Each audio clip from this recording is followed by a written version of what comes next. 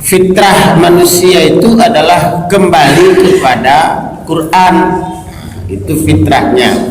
Maka itu juga hak asasi.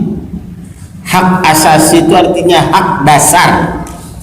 Hak dasarnya orang itu adalah kembali kepada penciptanya, itu haknya.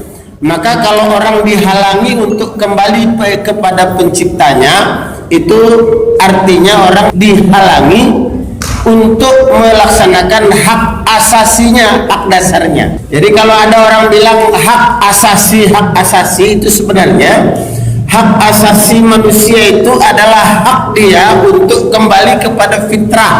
Itu hak. Dia punya hak untuk merdeka, untuk bebas, tidak boleh dihalangi untuk kembali kepada fitrahnya, yaitu kepada Al-Quran dan hadis.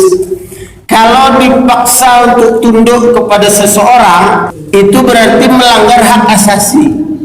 Tapi kalau dipaksa untuk tunduk kepada Allah, itu tidak melanggar hak asasi, karena hak asasi, asas artinya dasar. Hak dasarnya manusia itu adalah untuk tunduk kepada penciptanya, Allah yang ciptakan dia. Kalau tunduk kepada manusia, kepada aturan manusia, manusia tidak pernah bikin dia, tidak pernah ciptakan dia, tidak pernah kasih rezeki dia, tidak pernah, paling dikasih gaji karena dia kerja dikasih gaji. Ya, siapa yang memberi kewajiban itu? Allah. Maka hak asasinya manusia itu adalah untuk disuruh tunduk kepada aturan Allah. Kalau disuruh tunduk kepada aturan selain aturan Allah, berarti sudah melanggar hak asasi, melanggar hak dasar manusia itu. Mari kita kadarkan Allah itu sesuai dengan kadarnya, kita posisikan Allah itu sesuai dengan kadarnya, tunduk patuh ikut aturan Allah. Jangan sampai kita salah memposisikan Allah. Innallaha laqawiyyun aziz. Sesungguhnya Allah itu maha kuat, maha perkasa. Ya ayyuhalladzina amanu, wahai orang-orang yang beriman, irka'u wasjudu wa'budu rabbakum waf'alul khaira la'allakum tuflihun. Ini adalah hak azazi manusia, dan tidak ada seorang pun yang boleh menghalangi orang dari hak azazi ini. Kalau orang dihalangi dari hak asasi itu, maka perut bumi lebih baik daripada punggungnya. Artinya apa? Masuk dalam tanah lebih bagus daripada hidup di atas punggung bumi. Kalau orang dihalangi dari hak asasi ini, mati lebih bagus daripada hidup kalau dihalangi dari hak asasi. Apa hak asasi itu? Ya ayyuhalladzina amanu irka'u wasjudu wa'budu rabbakum. Rukuk dan sujudlah dan sembahlah Allah dan berbuatlah kebaikan. Tidak boleh orang menghalangi orang berbuat kebaikan. Tidak ada orang boleh menghalangi berbuat kebaikan. Tapi kalau berbuat kerusakan bukan hak azazi.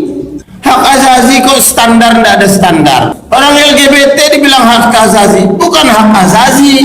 Hak azazinya itu tunduk kepada aturan Allah, itu hak azazinya.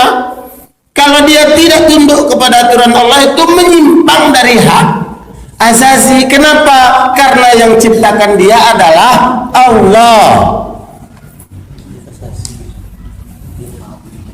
Ya, hak asasinya itu adalah tunduk kepada Allah, karena yang ciptakan dia adalah Allah. Itu haknya, tidak boleh ada yang halangi.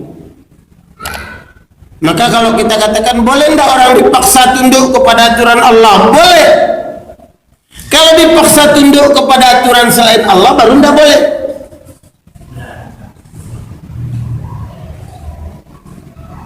Ya. Dan orang-orang yang kafir-kafir saja, kalau dipaksa tunduk kepada aturan Allah, itu beruntung dia, bukan rugi. Tidak rugi. Orang-orang kafir dipaksa tunduk kepada aturan Allah, itu tidak rugi, dia untung. Ya, coba contoh yang diberikan oleh Khalifah kemarin, ya, waktu beliau datang. Contohnya, orang kafir dipaksa tunduk kepada aturan bahwa koruptor dipotong tangan.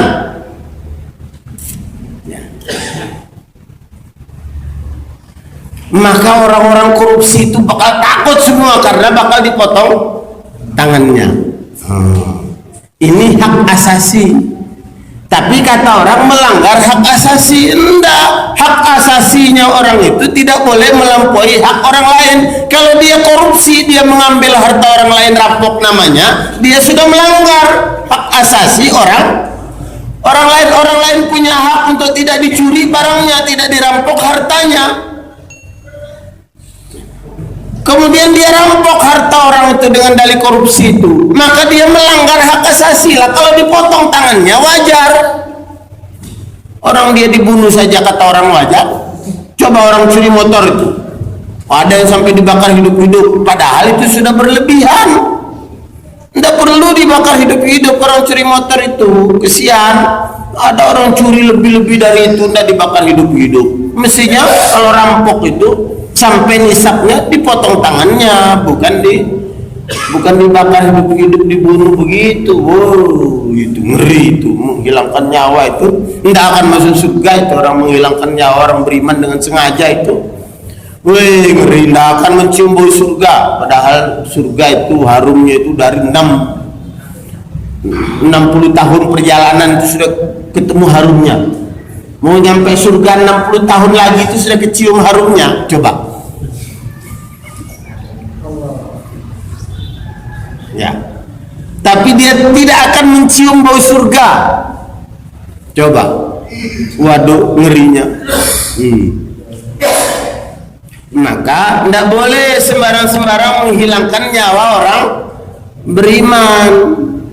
Menghilangkan nyawa manusia saja walaupun kafir tidak boleh sembarangan, apalagi menghilangkan nyawa orang beriman. Orang kafir, orang rampok, orang maling itu tidak sembarang boleh dihilangkan nyawanya. Hati-hati ya.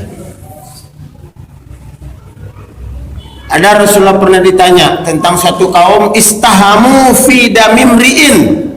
Ada satu kaum itu mereka sepakat semua untuk membunuh seseorang. Satu orang sepakat semua dibunuh oleh satu kaum itu, artinya masa membunuh seorang. Bagaimana itu ya Rasulullah? Kalau hukum di dunia kan masa tidak ada anunya kan?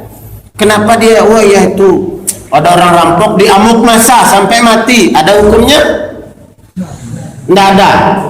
Ditanya Rasulullah, memang dari dulu juga begitu, tidak ada hukumnya kalau amuk masa itu.